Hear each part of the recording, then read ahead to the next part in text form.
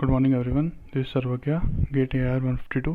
तो यार आज हम बात करेंगे कि तुम्हें दिन का कितने घंटे पढ़ना चाहिए रेगुलर बेसिस पे गेट एग्ज़ाम अच्छे तरीके से निकालने के लिए। और मैं अपना भी डेली रूटीन बताऊंगा कि मैंने क्या फॉलो करा था। तो शुरू करते हैं। तो यार पहली बात मैं उस टाइम के लिए बताऊंगा तो तुम रेगुलर बेसिस पे फॉलो करोगे।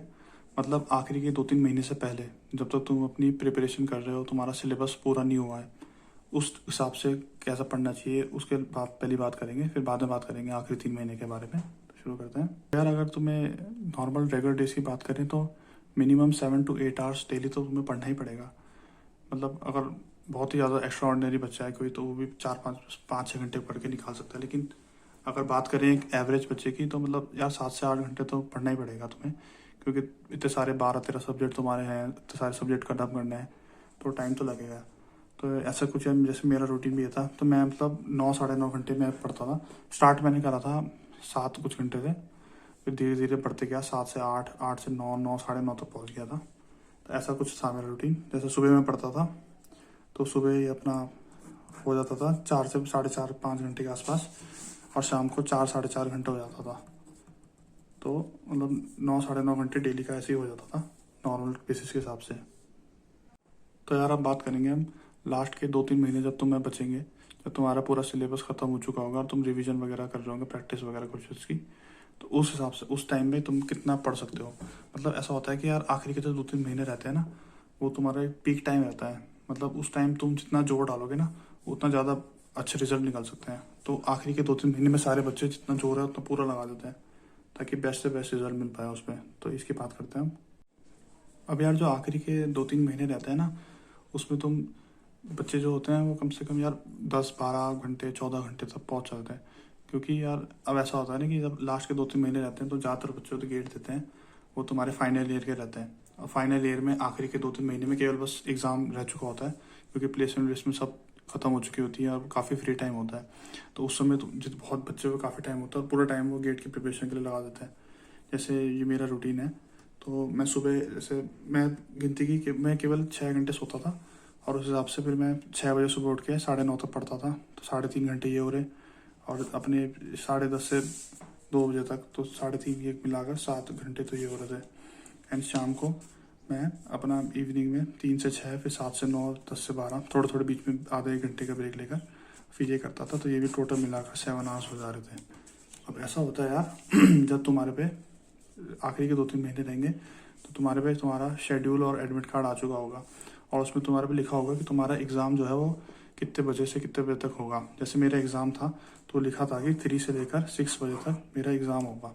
तो मैं इसी टाइम पे अपना एग्ज़ाम, अपने जो फुल लेवल टेस्ट होता है ना, टेस्ट सीरीज़ में फुल लेवल टेस्ट, वो देता था मैं इस टाइम पे, ताकि क्या होए कि मेरे बॉडी पहले अडेप्ट हो जाए इस टाइम के हिसाब से। ऐसे ऐसे मतलब तुम्हें भी जो टाइम मिलेगा उसी हिसाब से ट्राई मारना। और अब जो मतलब 7 बजे वापस आता था मैं, तो 7 से लेकर 9 तक मैं इसे एनालाइज करता था एग्ज़ाम को अच्छे से, क्योंकि यार इतना बड़ा क्वेश्चन है, इतने 65 क्वेश्चन है, उन सबको एनालाइज करना, फिर गलतियाँ निकालना और नोट्स बनाना उनके, तो इसमें भी टाइम लगता है। तो ये बाकी 7 से 9 में से अच्छे से एनालाइज करता था, और बाकी टाइम पढ़ाई, रिवीजन वगैरह और प्रैक्टिस ही चलती रहती थी। तो इस हिसाब से था। अब यार जैसे तुम अब इसके बाद लास्ट के 2-3 महीने में तुम्हें ऐसा अंदाज़ा हो जाएगा कि तुम कहाँ लाए करते हो। जैसे मुझे मतलब आखिरी के 2-3 महीने जब सिलेबस ख़त्म हो गया था, तो मुझे इतना पता चल गया था कि अगर मैं अभी पेपर देने चला जाऊँ तो मैं अंडर 1000 तो ले ही आऊँगा रैंक आराम से ना। लेकिन अब इधर से आखिरी के लास्ट 2-3 महीने का काम तुम्हारा मेन काम आता है, आखिरी के लास्ट 2-3 मंथ्स का। ये तुम्हारी रैंक यहाँ से उठाकर तुम जो बेस्ट सोच सकते हो वहाँ तक ले आ सकता है। तो इस हिसाब से आखिरी के 2-3 महीने बहुत क्रिटिकल होते हैं। मतलब यहाँ तक जब तुम हो, तो तुम्हें पता चल चुका है कि तुम्हारे पे कितनी तुम एक तरीके से तुम्हारे पे सारे के सारे कॉन्सेप्ट तुम्हें पता चल चुके हैं कि कैसे कॉन्सेप्ट होंगे, कौन क्या नॉलेज है, तुमने सब गेन कर चुकी है। लेकिन यहाँ से जो आखिरी के 2-3 महीने हैं, तो तुमने कॉन्सेप्ट सीखे हैं, उनको तुम शार्पन करोगे एक तरीके से। मतलब ऐसे तरीके की तुम क्वेश्चन देखते ही तुम समझ जाओगे इसमें क्या लगेगा, और तुम्हारी प्रैक्टिस इतनी हो चुकेगी कि तुम अपनी रैंक को बेस्ट तरीके से यूटिलाइज कर पाओगे।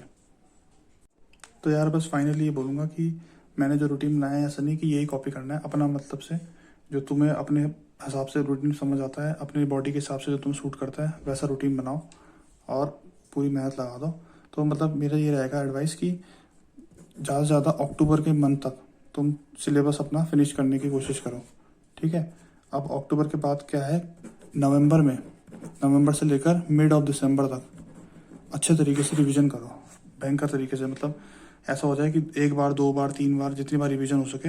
इसके बाद तुम्हें रिवीजन की मतलब ऐसा जरूरत पड़े कि तुम जो फुल लेंथ भी दो तो भी तुम्हें सारे कॉन्सेप्ट याद रहे।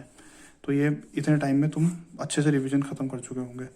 अब जो बचे हुए दिसंबर के दिन हैं वो लेफ्ट ऑफ दिसंबर और बचा हुआ जनवरी मंथ तक, यहाँ से तुम शुरू करोगे अपने फुल लेंथ सब्जेक्ट टेस्ट देना, फुल लेंथ टेस्ट देना। यहाँ रोज एक टेस्ट दो, फुल लेंथ टेस्ट अपने टाइम स्लॉट के हिसाब से। तो 10-15 दिन यहाँ हो गए, पूरा जनवरी हो गया, 5-10 दिन फरवरी के हो गए, रोज ये फुल लेंथ टेस्ट हो गए।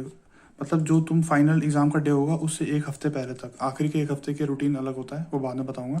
एक हफ्ते पहले तक रोज एक फुल लेंथ टेस्ट दो।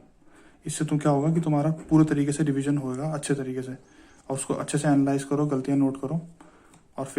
और मतलब इसके साथ फुल लेंथ टेस्ट देने के साथ रिवीजन तो चलेगा ही, अलग से रिवीजन अलग चलेगा ही। पर अब ऐसा ट्राई करो मतलब अक्टूबर तक तुम्हारा सब्जेक्ट सिलेबस खत्म हो जाए, यहाँ तक तुम्हारा पूरा रिवीजन वगैरह अच्छे से खत्म हो जाए। उसके बाद फुल लेंथ टेस्ट रोज का एक देना है। तो बस यार यही है, सब्सक्राइब करना चैनल पर। Thank you.